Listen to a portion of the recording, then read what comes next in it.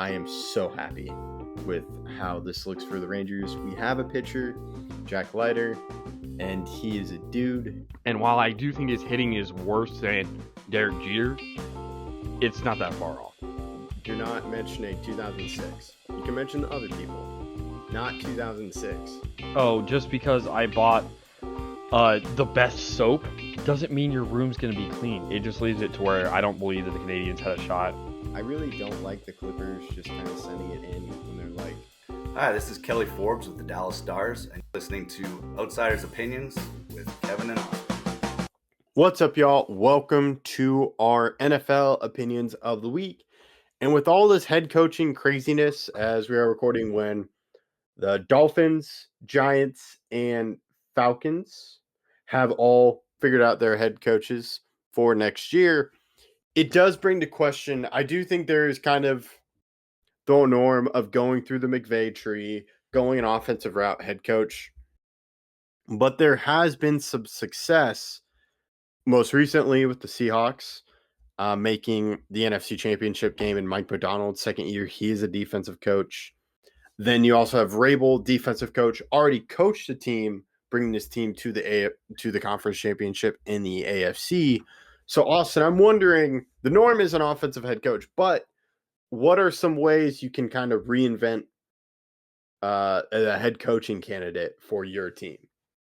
Well, I think DeMeco Ryans is the best example I can give because, like, you have Mike Macdonald, but he has a great OC with Clint Kubiak. If you're going to go defensive coordinator as your eventual head coach, you need to get a good OC. But a defensive coordinator as your head coach can be one of the better options, in my opinion. I mean, we've seen a lot of defensive coordinators, whether it was Bill Belichick, Mike Tomlin, going to win Super Bowls. And I think it's a very underrated way to go. And, I mean, there's a lot half of the ones that are left, Mike Vrabel and Mike Macdonald, are defensive guys. I think I actually prefer defense because defense wins championships, one, but two, if you either get like a good elite QB like Brady with Belichick or a good elite offensive coordinator, it's easy to win. But it takes a lot longer, in my opinion, or I don't know if longer is the way to put it. I think there's a lot more risk sometimes with taking an OC as your offensive guy, because then you can have a situation like the Cowboys this year where your defense is the worst defense I may have ever watched. And that happens a lot. I mean, there's a lot of bad defenses in the NFL when you go offensive head coach. Yeah, the main problem with the defensive head coach is when that offense coordinator is good, a lot of teams are going to hire him to be their head coach, and then you kind of have to redo that. And you can see that with the Buccaneers. Every year it's either they fire their OC or their OC gets hired away. But I do agree. I like the idea of a defensive head coach because I think a lot of it can be watered down with just the number of offensive head coaches that are there and from the same systems they're coming in. And I do think going after another defensive head coach, even after 1 year, after a failed head coaching experience, could be important because that person didn't realize how much they needed to know about the offense of like, okay, this is what I want to run on offense. This is who I should hire. So I am curious about what about Robert Saleh as he kind of circles the market again as a defensive coordinator for the Niners. Really did a lot with them. And just what does he know about the offense now versus what he did the first time with the New York Jets? Yeah.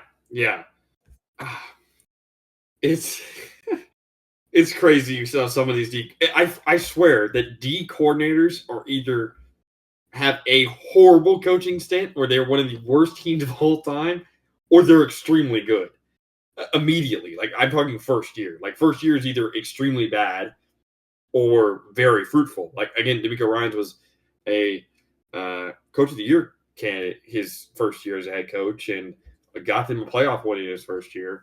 Or you have the Robert Salehs of the world where the Jets were one of the worst teams in NFL history his first year. Yep. But they had a fantastic defense. It was just figuring out that offense. But another part is I'm curious, kind of, I do think there's kind of a moment where you got to do something different. because you got to take risks to do well in the NFL. And I wonder, do you start thinking about a college head coach? Because if you look at it, college is mirroring a lot of the NFL with the transfer portal, NIL deals, and kind of a coach kind of understands building roster year to year. What does that look like? So I could see where some teams may want to go after a college head coach, because I think it's starting to become slimmer and slimmer, the divide between college and NFL. Yeah. There's a lot of defensive head coaches in college too, but there's also college is so different now with recruiting that and they don't run pro style offenses. I think that's a big difference as well. Pro style offenses have kind of lost their way in college because you want to see success, and sometimes it's more successful just to run the wacky, more high school level offenses with just very talented players or more talented players than your opponent. While in the NFL, so many people are so talented that you can't really run those offenses more than maybe one or two trick plays in the game. Like, I don't think Kurt Signetti would ever go to the NFL. Even after his coaching tenure is done in Indiana, I think he's probably just done. And also, even if you want to go a younger guy, I still think that the difference between college and NFL now is a larger gap than it ever has been. And I do think that kind of, if you're talking about directly from college to the NFL with no DC or OC experience in the NFL, I do strongly suggest against it. Now, obviously, like the Miami Dolphins just signed a guy who was the Boston College head coach, but then he was 2 years with the Packers as a defensive coordinator. But those 2 years as a defensive coordinator in the NFL, I do think helps you understand how to be a coach, a head coach in the NFL. But if we're talking about Cliff Kingsbury, like where you just go from college to NFL as a head coach, I don't really like those moving forward. I think that, again, the gap between how teams are run is so great that it's going to make it very difficult on those coaches to succeed. You make a good point. I kind of that, but I don't know if I see many college head coaches doing what Jeff Hafley did, which was he technically stepped down by going to the NFL and being a coordinator, but then it ended up putting him into a head coaching position. And now kind of seeing what he did may change the route of what college head coaches do. But I think one guy is Lane Kiffin. Depending on what he does at LSU, I could see him leaving for the NFL. But I am wondering what teams hire coaches, because this is kind of the first time in a while where there have been a lot of head coaching's openings. So there's not one to two, three guys. Like last year, you had Ben Johnson, Liam Cohen, and trying to think of another, Vrabel as well. Like that was a stacked head coaching cycle. Now I think it's a little bit diluted because there's just so many vacancies. Yeah, there are. I'd love to see what is the record for head coaching vacancies in an offseason. Because there was 11 this off. Oh, no, 10. There were 10 this offseason, right? Because we did a video with 7. And then Bills. Not Bills, because we already did Bills. Dolphins, Falcons, Giants. Yeah. So that's 10, which is almost a third of the league, because there's 32 teams in the league. That's almost a third of the league. Has there ever been double-digit coaching openings in the Super Bowl era? I don't know. So maybe you're right. And that does lead some teams to go in a little bit more of a unique route to find a head coach. Yeah, because, hey, you may have to fire him in a few years, but it's better. It could be a different trend and someone that you do well and brings a lot of success to your team. Yeah. I going with a unique route or doing something a little bit different, either, like I said before, either ends up really bad or, like you said, it becomes a new trend and can help your team get an advantage and get the edge on a trend to help your team succeed. So yeah. So what would you?